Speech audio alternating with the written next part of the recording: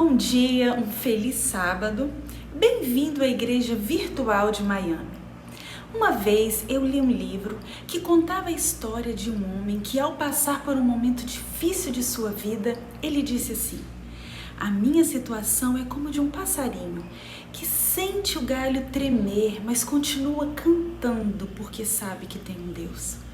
Eu nunca mais esqueci dessa frase, porque eu entendo que é assim que tem que ser a vida de um cristão. Quando nós passamos pelos nossos problemas, dificuldades, às vezes a gente não diz que o galho está tremendo, mas a gente diz que a gente perdeu o chão. Nós temos que continuar louvando e cantando, porque nós sabemos que temos um Deus. E é por isso que este momento, este culto especial foi criado. Nós passamos por um momento único nas nossas vidas. Pela primeira vez em nossa geração, todas as pessoas de alguma forma estão sendo afetadas por essa pandemia. Mas nós precisamos mostrar para esse mundo que existe um grupo que continua em paz, cantando, porque sabe que tem um Deus. Porque nós temos um Deus que não disse que estaria conosco apenas em alguns momentos ou nos momentos bons. Ele prometeu que estaria conosco todos os dias até a consumação dos séculos. Vamos orar? Senhor Deus, somos imensamente gratos por tudo que o Senhor tem feito por nós. Pela vida, pela saúde, pelo cuidado, pela proteção, por tantas bênçãos. Nós pedimos agora que o Senhor aceite o louvor e a adoração que oferecemos humildemente a Ti. Em nome de Jesus. Amém. Mãe, são 3 letras apenas, a desse nome bendito. Também o céu tem 3 letras, e nelas cabe o infinito. Para louvar a nossa mãe, todo o bem que se disser nunca há de ser tão grande como o bem que ela me quer. Palavra tão pequenina, bem sabem os lábios meus, que és do tamanho do céu e apenas menor que Deus. Feliz Dia das Mães, que Deus possa não só abençoar, mas iluminar e dar sabedoria para cada mamãe nessa manhã. Amamos muito você. Um forte abraço da Igreja de Miami.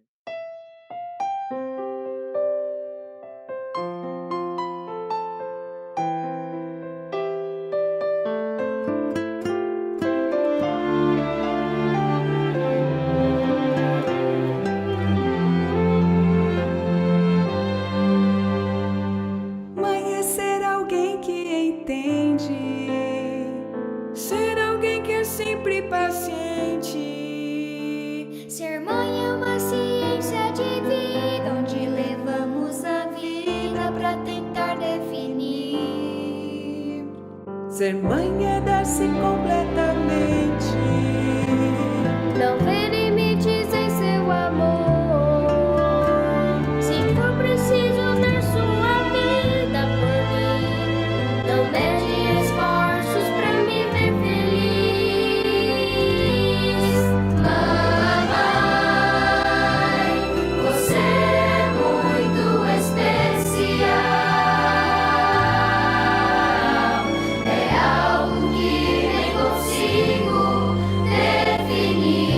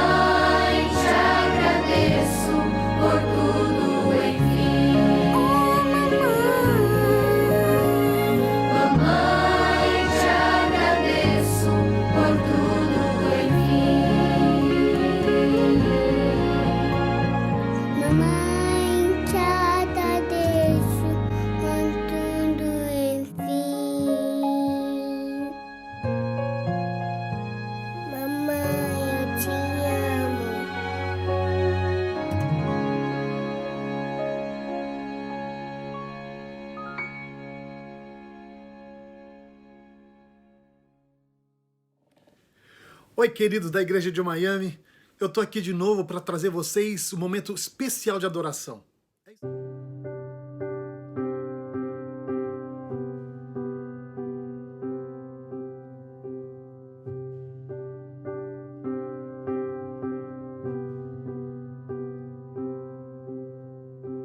Quero estar ao pé da cruz, rude cruz no monte, corre paz, amor e luz, onde está a fonte? Sim, na cruz, só terei a glória. Esta cruz ao céu conduz, que feliz vitória.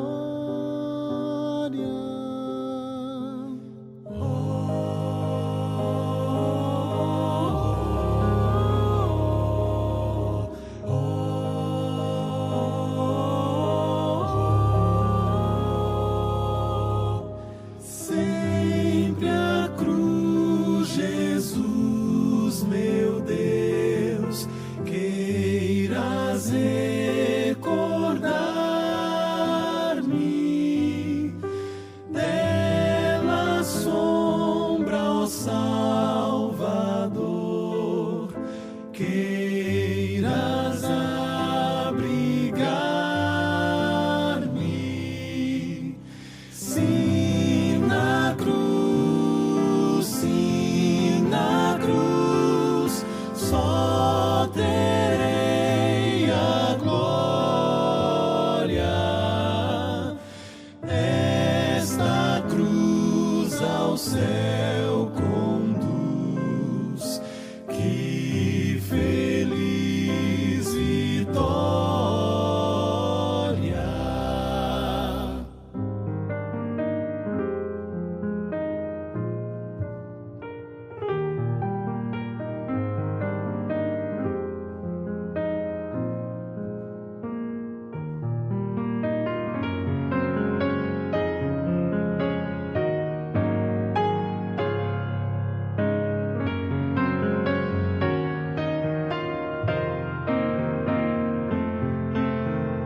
Junto à cruz ardendo em fé, sem temor vigio,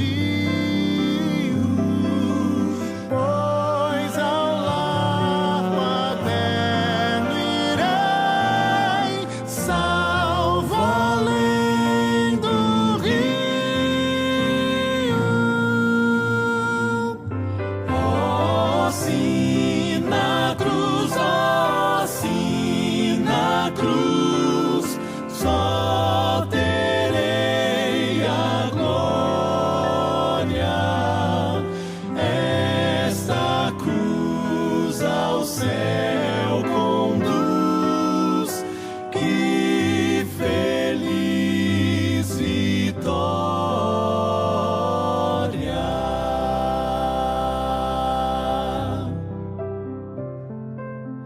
Sim, na cruz,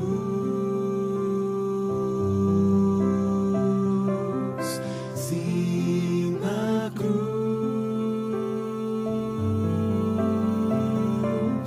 só terei a glória.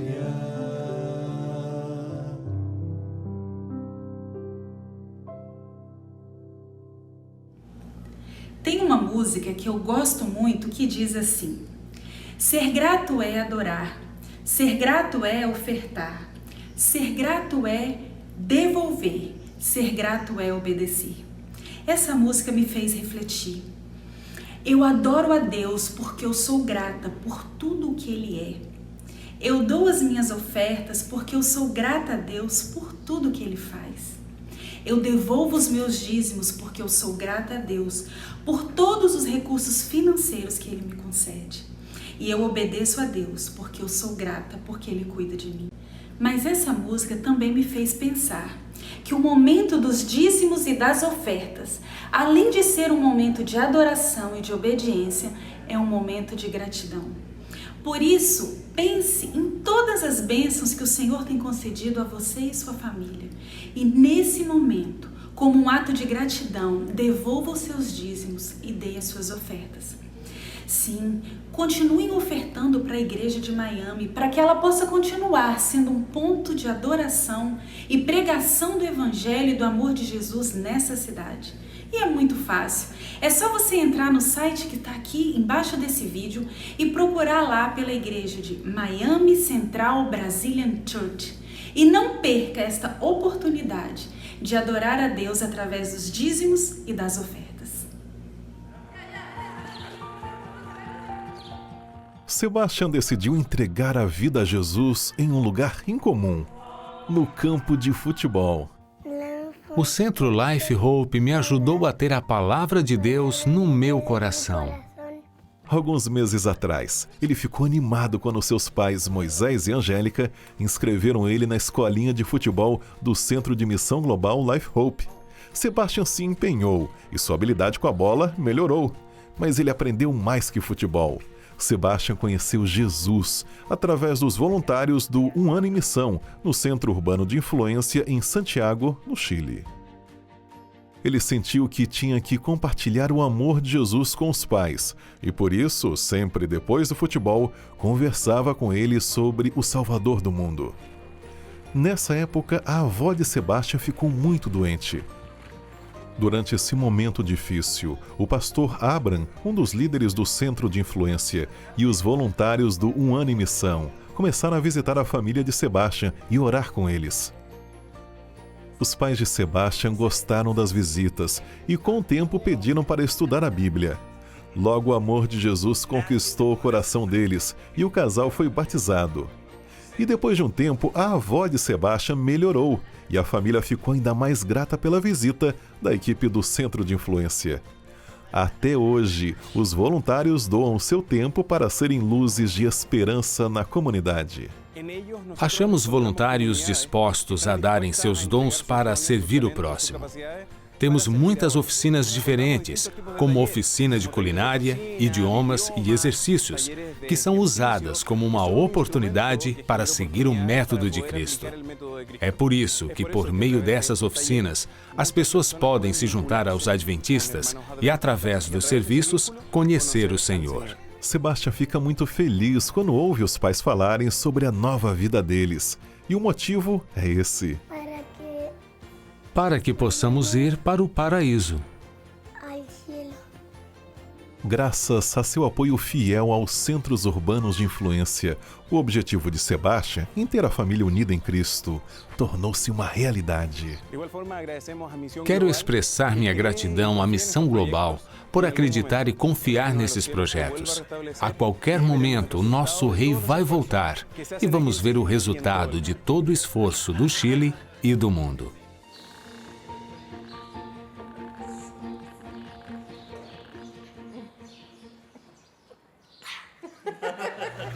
Bom dia, bom sábado. Agora chegou a hora do nosso jardim de oração.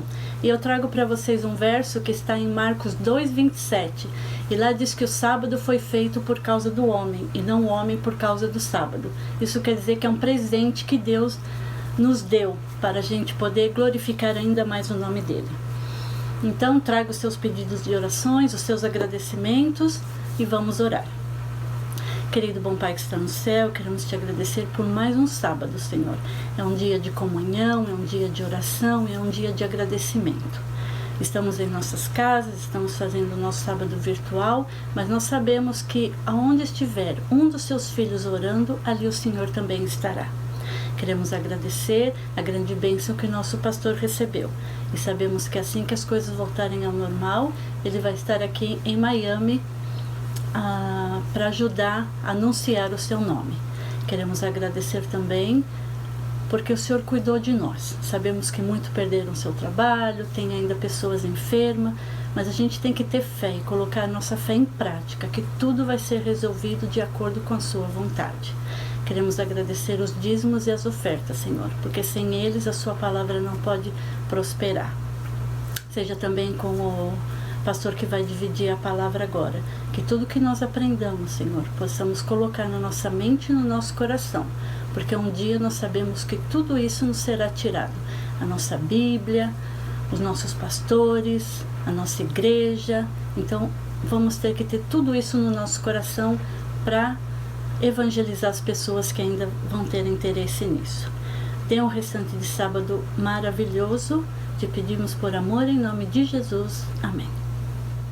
Olá, um ótimo dia para todos vocês. O sábado chegou, a semana passou e é muito bom estarmos conectados aqui com toda a comunidade brasileira aí de Miami que está conectada com a gente por meio desse canal aqui. Que Deus abençoe de maneira especial o seu lar, a sua família, aí onde você está reunido, adorando a Deus. Nós aprendemos algo muito especial durante esse período de quarentena, de que a igreja não é o prédio, de que a igreja somos nós, onde nós estivermos aí. E você agora deve estar em casa assistindo, talvez acompanhando de dentro do seu veículo, acompanhando de algum lugar. Que Deus abençoe de maneira especial a todos vocês. Quero saudar aí o André e a Cici, líderes bem dedicados dessa igreja, representando toda essa liderança que também tem se dedicado muito para que a igreja continue em sua missão aí em Miami. Que Deus abençoe vocês de maneira bem especial. Ao pastor Rodrigo Becker também, que Deus enviou depois de muita oração da igreja. Deus envia essa família pastoral nesse tempo tão importante da história, para que essa família possa estar à frente da igreja, conduzindo e preparando um povo em Miami para estar em pé na volta de Jesus. Pastor Rodrigo, que Deus te abençoe. Eu já acompanhei um pouco do teu trabalho também em Nova York, a missão que Deus colocou em tuas mãos ali. Eu tenho certeza que o mesmo Deus que tem te acompanhado no teu ministério até agora vai continuar a conduzir você e a sua família nesse novo e tremendo desafio de missão urbana aí em Miami também. O ano passado estive presencialmente aí, foi um privilégio, uma bênção, e agora de maneira virtual também estamos conectados. Então é muito bom podermos estar juntos. Quero convidar você agora para o momento mais importante, quero convidá-lo a abrir a palavra de Deus aqui no livro de Atos, no capítulo 2. Quero saudar também todos aqueles que estão conectados aqui do Brasil e de outros lugares do mundo que terão acesso a essa mensagem. Tenho certeza que não é por acaso que Deus te direcionou para ouvir essa palavra e eu quero convidá-lo a meditar na palavra de Deus agora. Atos capítulo 2, versículo 42 a seguir diz assim,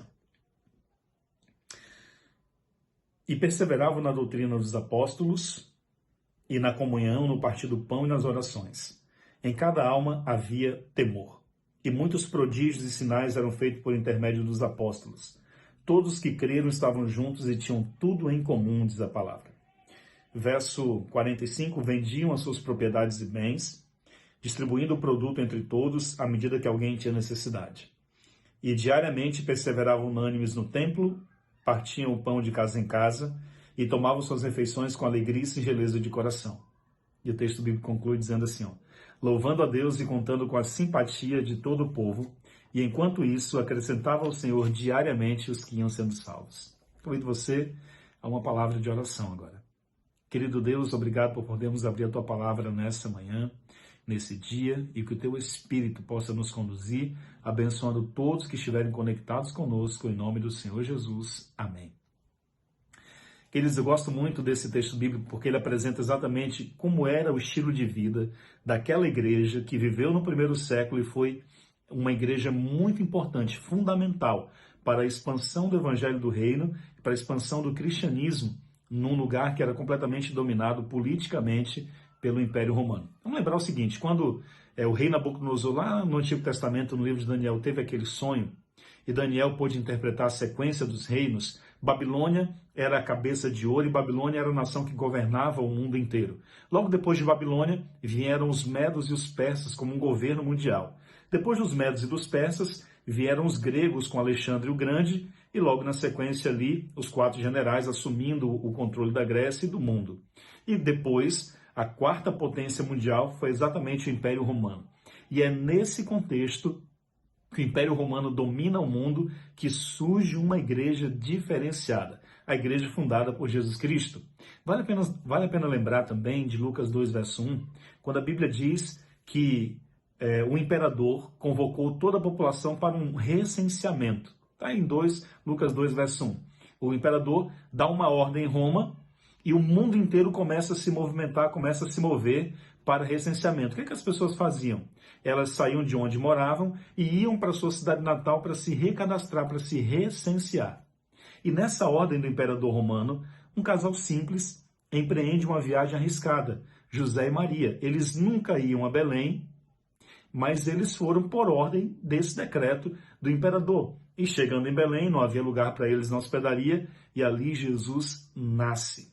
O curioso é que quando você pensa assim nesse contexto da profecia, o imperador César Augusto, no caso Otaviano, ele acreditava que ele estava no controle da história, porque ele deu uma ordem e o mundo inteiro começou a se movimentar.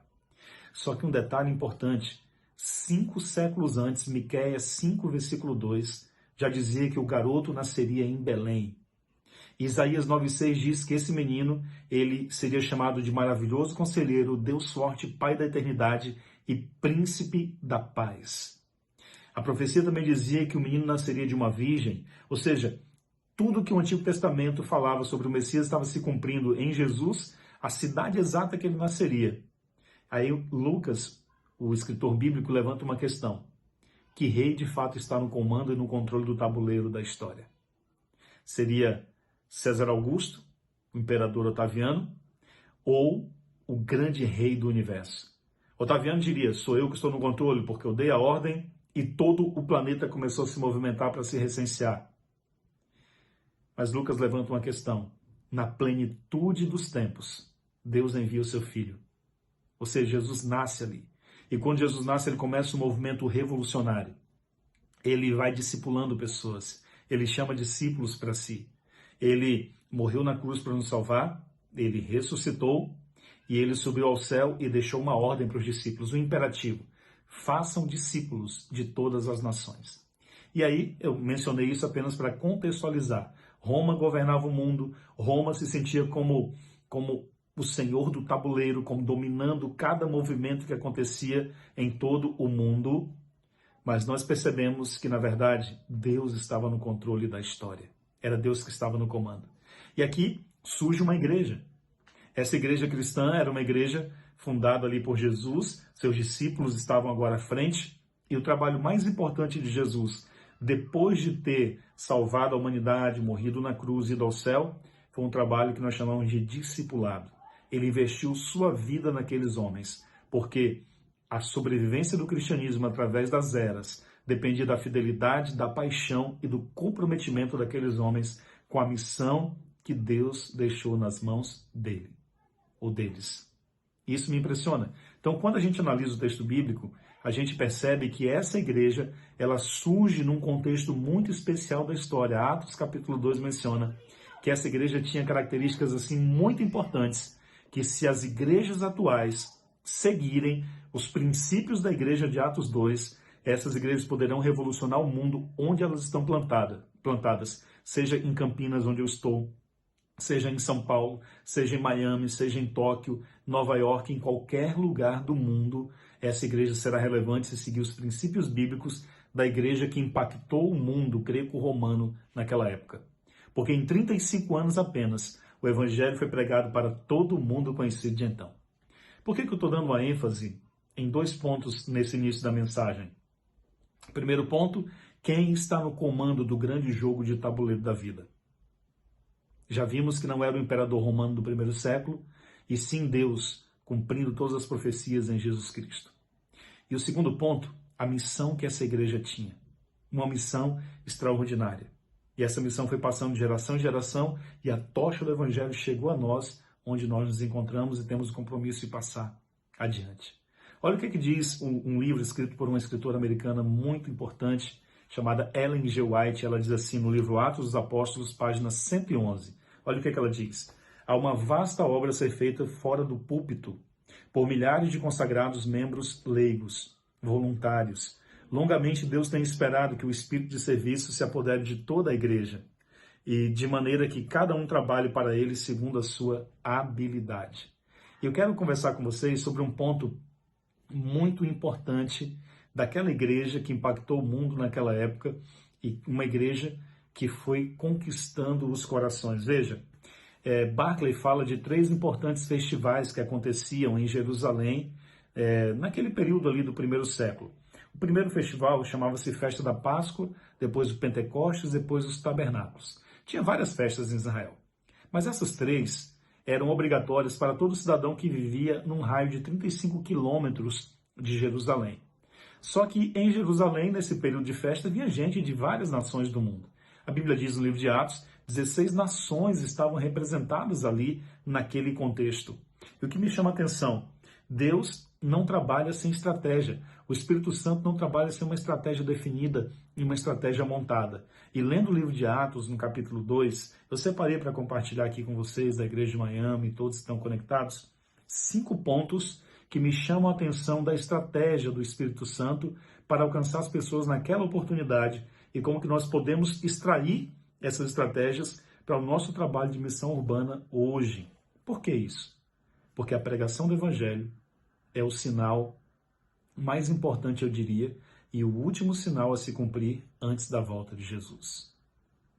Todos os sinais que a gente está vendo acontecer, eles são importantes, mas o último sinal eu considero mais importante, por isso que eu trouxe essa mensagem para você. Bom, no contexto aqui do Pentecostes, Deus usa de intencionalidade e Deus usa de estratégia, porque Deus não trabalha sem intencionalidade e sem estratégia. Então, primeiro ponto, Deus trabalha com intencionalidade e estratégia aqui no contexto do Pentecostes. Segundo ponto, quem ouviu o Evangelho saiu para impactar as pessoas lá onde eles moravam, nos países em que eles viviam. Percebam, terceiro ponto, os discípulos ali falaram em outras línguas, em outros idiomas conhecidos, e por isso o impacto foi maior ainda, ou seja, o Espírito Santo concedeu um poder sobrenatural para aquelas pessoas.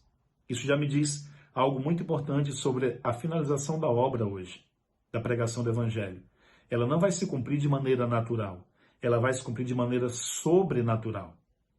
Deus vai utilizar homens e mulheres, crianças, jovens, idosos, pessoas simples, que de maneira sobrenatural cumprirão essa missão. Quarto ponto, Pedro prega ali o seu primeiro sermão e 3.000 pessoas rendem o coração a Jesus Cristo. E o quarto ponto, e o quinto ponto, era apenas a chuva temporã, ou seja, aquela chuva que é da semeadura, semeando o Evangelho. E a chuva serôdia é a chuva da colheita.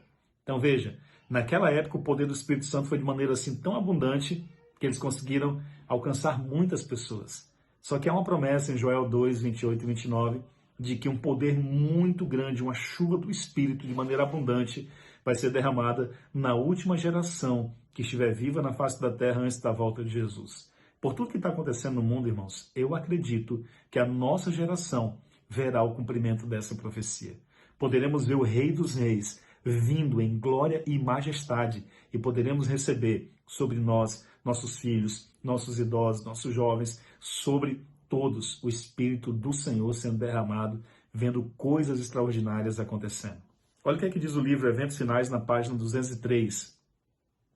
A grande obra do Evangelho não deverá encerrar-se com menor manifestação de poder do que aquela que assinalou o seu início. As profecias que se cumpriram no derramamento da chuva temporã devem cumprir-se novamente no derramamento da chuva serôdia. Olha que extraordinário. Então, esse é o momento da gente estar buscando um preparo muito maior.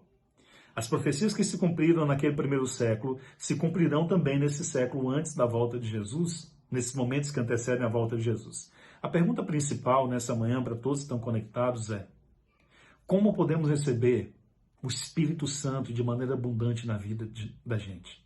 Como podemos receber essa chuva? O que nos habilita a receber?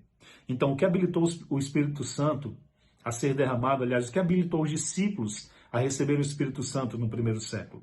Bom, se Deus não muda, exatamente aquilo que habilitou os discípulos a receberem o Espírito Santo é aquilo que vai nos habilitar também a recebermos o Espírito. Então, eu separei 4 pontos só. Se você quiser anotar, 4 pontos que habilitou os discípulos a receberem a chuva do Espírito de maneira poderosa para cumprir a missão. E se nós hoje, se você aí em Miami, se as pessoas aqui em São Paulo, em qualquer lugar do mundo seguirem esses 4 pontos, eu tenho certeza que nós vamos, pelo poder de Deus, revolucionar o mundo também com a pregação do Evangelho eterno desses últimos dias. 4 pontos apenas. Primeiro ponto, primeira razão, eles perseveravam unânimes em oração. Está aqui em Atos capítulo 1, versículo 14. Unânimes em oração. Segundo ponto, unânimes na doutrina dos apóstolos. Unânimes na palavra, Atos 2, 42 a seguir. Unânimes na doutrina. Terceiro ponto, unânimes na missão. Eles tinham um espírito missional. Ou seja, aquela igreja era uma igreja que se importava em ser relevante para a comunidade onde ela estava plantada. Era uma igreja que era relevante para as pessoas do seu bairro, da sua rua, da sua vizinhança, onde eles estavam implantados. Lembrando que naquela época não haviam templos físicos construídos, não haviam prédios de igrejas construídas, porque as pessoas congregavam em seus lares, em suas casas. Então você imagina, quando batizam-se 3.000 pessoas, para onde vão essas pessoas todas congregar? Se espalharam pelos lares.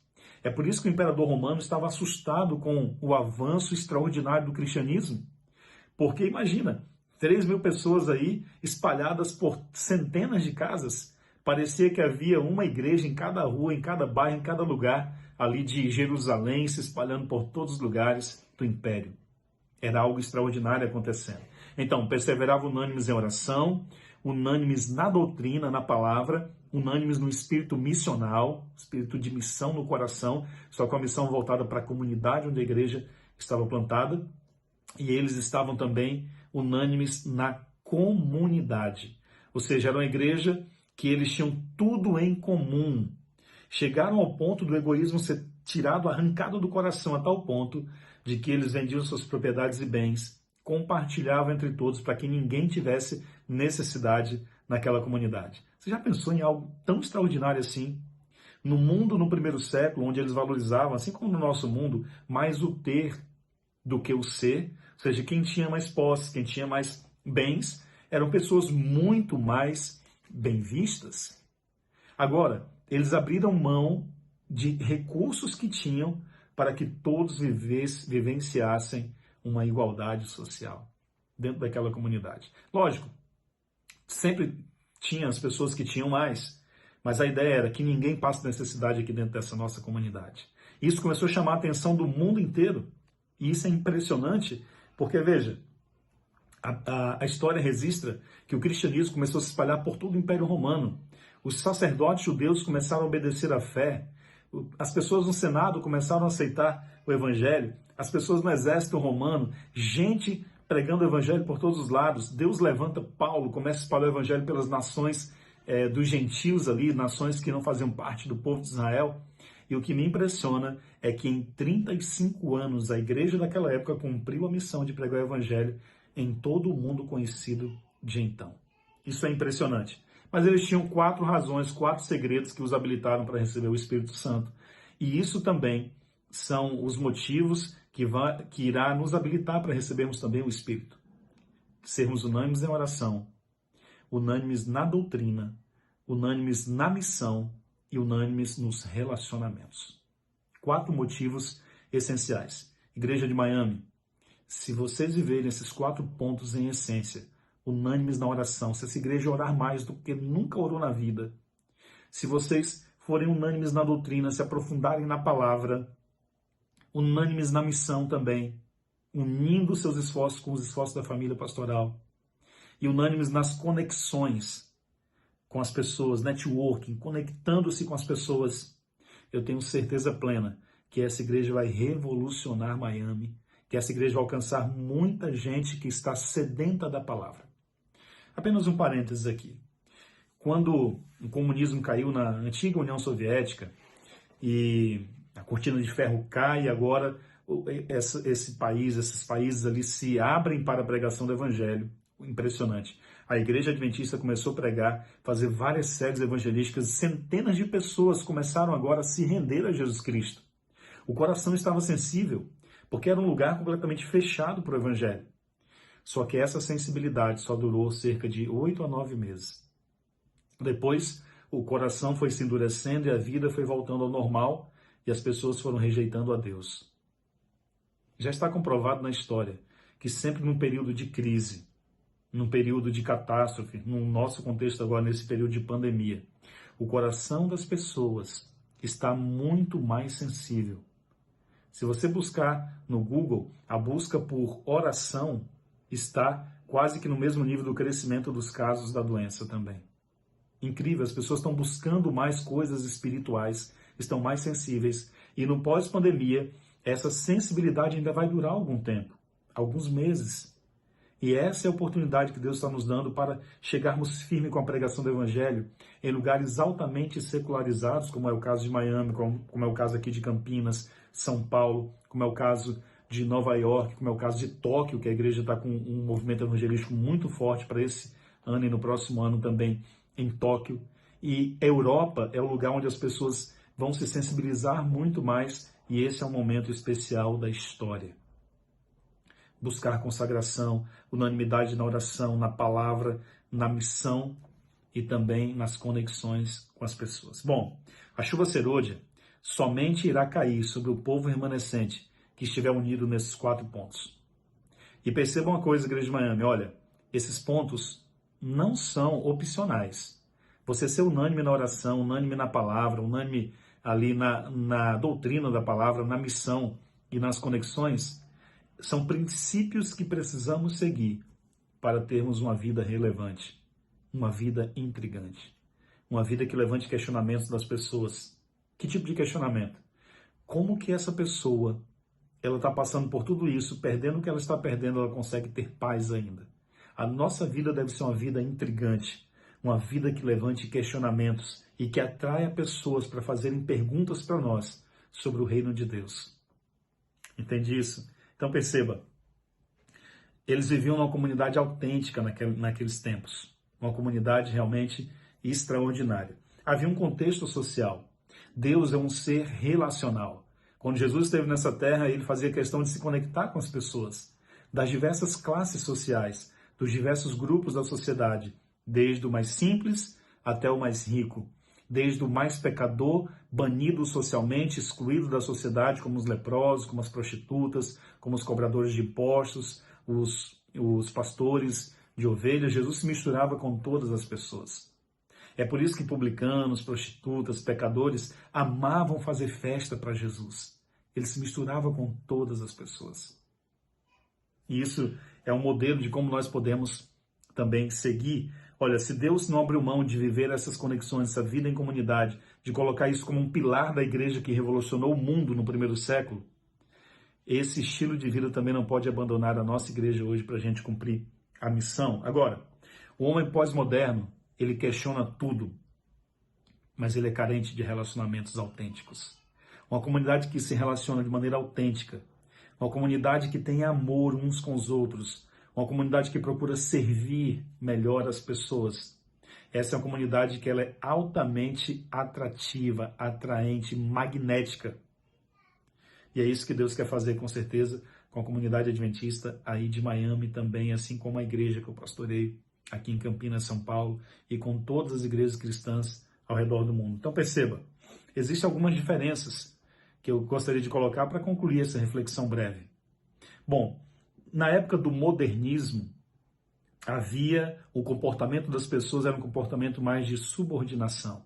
Na época do pós-modernismo é insubordinação. Então a gente precisa fazer uma radiografia do comportamento social das pessoas para que a gente possa entender como alcançá-las lá onde elas estão. Na época do modernismo, haviam hierarquias centralizadas. Na época do pós-modernismo agora, redes descentralizadas. No modernismo, absoluto. No pós-modernismo, relativo. Tudo é relativo. Então vamos entender um pouquinho o comportamento. No pós-modernismo, no modernismo, fechado, formal. No pós-modernismo, informal, aberto. Informalidade. Quando Ellen White diz assim, a religião formal não serve para o nosso tempo, ela está falando exatamente como que aquela religião farisaica e judaica funcionava no primeiro século, que acabava repelindo e afastando as pessoas. Uma religião informal, uma religião que se conecta com as pessoas onde elas estão, é uma religião relevante. É uma religião que não abre mão dos seus valores, dos seus princípios, das doutrinas da palavra, mas é uma religião que busca o perdido onde ele está. Foi exatamente o que Jesus fez, porque o Filho do Homem veio buscar e salvar aquele que estava perdido. Bom, no modernismo havia distanciamento. No pós-modernismo, participação, interação, conectividade. No modernismo, individualismo.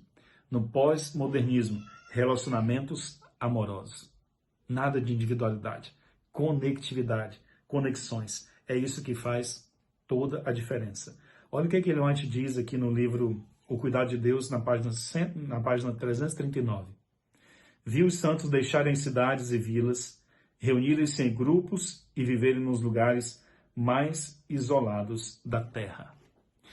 Interessante essa profecia, porque exatamente o que a gente está estudando haverá um momento mais difícil ainda para a história da igreja, onde a igreja precisará sair dos grandes centros, ir para os lugares menores e depois para os lugares mais isolados da terra. Por a igreja ser firme na oração, unânime na doutrina, unânime na missão e nas conexões, naturalmente se levantará perseguição para a igreja que quiser ficar fiel à palavra de Deus. Sabemos pela profecia que haverá união das igrejas com o poder do Estado, com o poder político nas mãos, e quem não se unir, doutrinariamente também, ideologicamente também, essas pessoas sofrerão perseguição, isso já está profetizado, sabemos disso. Só que esse é o tempo de cumprirmos a missão dentro das grandes cidades. É natural a gente ver pessoas dizendo, não, esse é o tempo da gente sair para agora, para as pequenas cidades, para os sítios, para os lugares mais isolados. Mas se você lê tudo o que está dito sobre a missão nos grandes centros, está escrito, você vai ver que esse não é o momento de sairmos ainda. Temos uma grande obra a ser feita nos grandes centros da cidade. Miami é um grande centro do mundo. Se Deus plantou você aí com a sua família, é porque há uma missão que você pode fazer com o seu pouco de tempo que você tem para se dedicar à igreja, você consegue fazer conforme a sua habilidade, conforme os seus dons também. Igreja de Miami, que Deus te abençoe de maneira bem especial. Que a graça de Cristo possa ser sobre todos vocês. E que vocês possam cumprir a missão dentro do seu lar. Possam cumprir a missão a tempo e fora de tempo. Essa quarentena sirva para que a gente possa buscar mais a Deus em oração. Estarmos mais unânimes na doutrina, unânimes na missão e unânimes nas conexões. Deus abençoe de maneira especial a todos vocês. Vamos orar então? Querido Deus, obrigado por essa reflexão. Nós entendemos que no grande jogo do tabuleiro dessa vida, é o Senhor que está no comando da história. É o Senhor que está no controle de todas as coisas. Eu peço a tua bênção especial sobre a igreja de Miami, sobre a liderança dessa igreja, o André, a Cici e cada líder que o Senhor colocou nessa igreja. Abençoa também o pastor Rodrigo Becker e a sua família, que o Senhor enviou depois de muito tempo de oração que essa igreja teve. Eu tenho certeza que é a família certa para esse tempo certo da história. E que essa igreja, Senhor, possa ser uma igreja magnética, que atraiam pessoas por causa do amor que eles terão uns com os outros. Toma-os em tuas mãos e abençoa todos que estiverem conectados conosco, em nome do Senhor Jesus. Amém.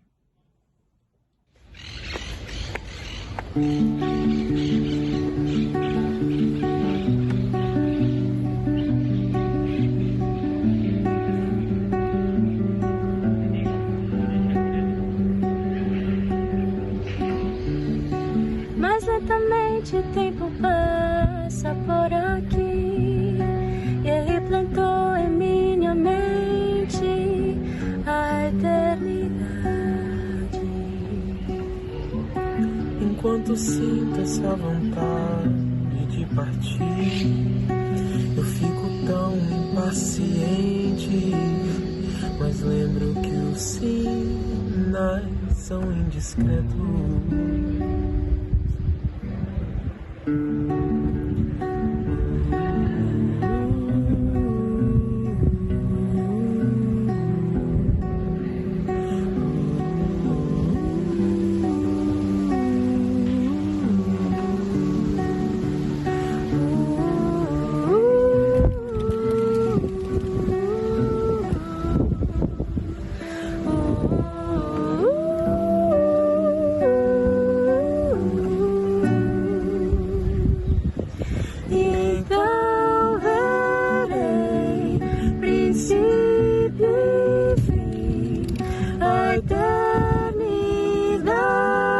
sorrindo pra mim. Saudade nunca mais senti. Enfim, teu nome irei descobrir. É só assim descansar, em ti descansar pra sempre.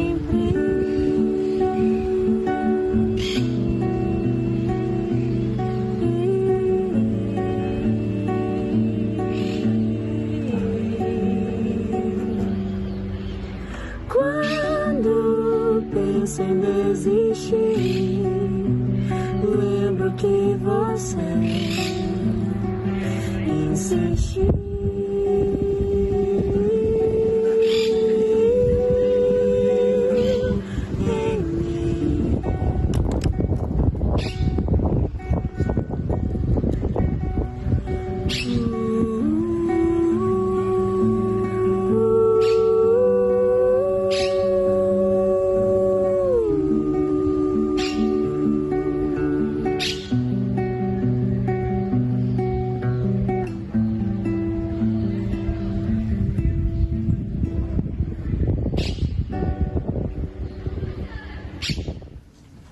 Chegamos ao final de mais um culto. Que maravilha podermos adorar juntos, ouvirmos a palavra de Deus, entregarmos nossos dízimos, nossas ofertas, louvarmos. Espero que Deus tenha abençoado a sua vida com esse culto que nós tivemos nesta manhã. Semana que vem teremos o pastor Luiz Biasotto pregando para nós. Eu convido você a estar participando online com a gente. Que Deus te abençoe e até o próximo sábado.